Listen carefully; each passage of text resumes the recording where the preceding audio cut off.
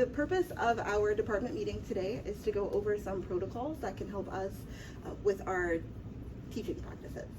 So we'll start off looking over our agenda. Our norms that we decided on were the courageous conversations for agreements. First thing we're going to go over is the RIR protocol. Today we'll mostly be focusing on the recognize piece, but I'll give a brief overview of what the whole RIR really stands for. The first R is recognize, and that's where you recognize within your body what you're feeling. So when someone says something that makes you uncomfortable, or something that you know, something about our students that makes you feel uneasy, recognizing those feelings, being able to tell what your body is going through so that you can then interrupt, which brings me to the I in the RIR protocol, interrupt. That comes with questioning to better understand where the person you're speaking to is coming from so that you can get to the heart of the issue and help them break down what it is they're trying to say so that you can come to some understanding. And lastly is repair. Our work is nothing without relationship, and so it's very important that we are able to repair things when we're having these difficult conversations so that you can revisit these conversations so that you can stay in community with each other. I want us to think about how we feel when we are recognizing something uncomfortable happening. So what happens first is internal. So it's important to breathe and to think about what is happening in your body.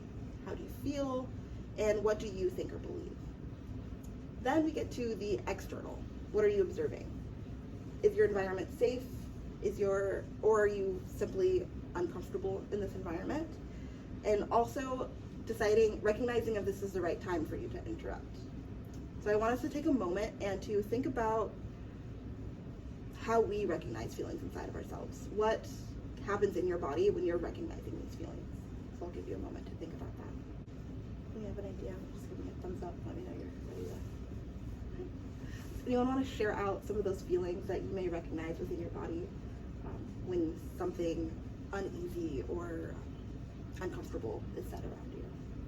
I get that like sinking feeling in my stomach, almost like I'm nauseous, kind of. And I always feel like really tense, and I tend to get like really hot and sweaty. Like I'm a sweaty person usually, but like when I feel uncomfortable, my hands get super sweaty, and I'm just like, ugh.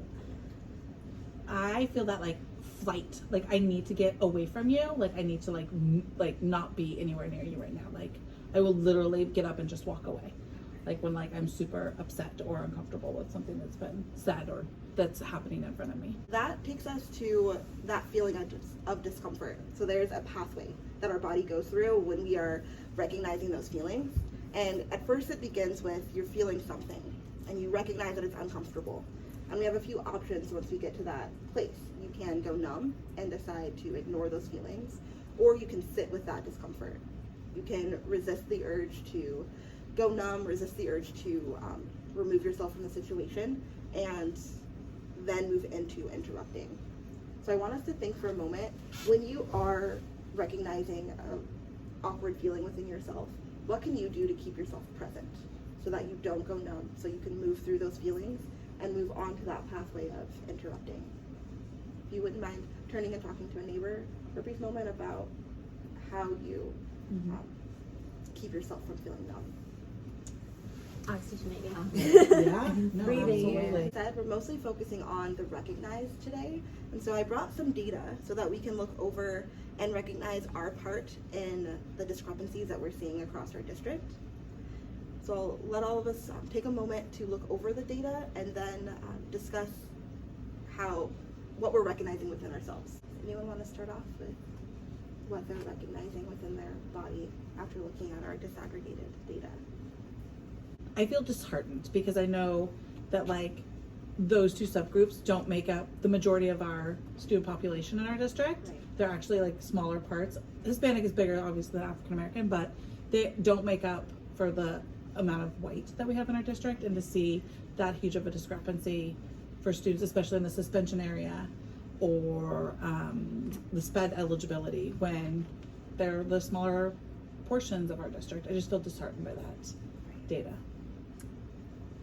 It's like hard to take into because it's like I know everyone works really hard, but I think it's just we need to work a little more differently. differently. Yeah, and also Not reminds more, me of the definitely. systemic issues because some Yes. of it isn't things that we can necessarily like. We can't fix everything, Right. You know. That always reminds me, it's not my fault, but it is my problem.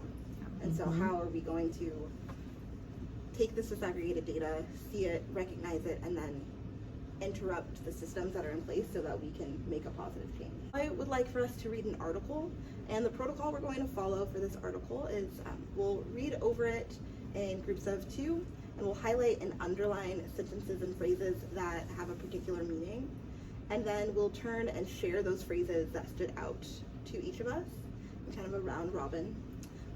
And then we will share out what that makes us think about what someone else has shared before explaining what it means to us in particular.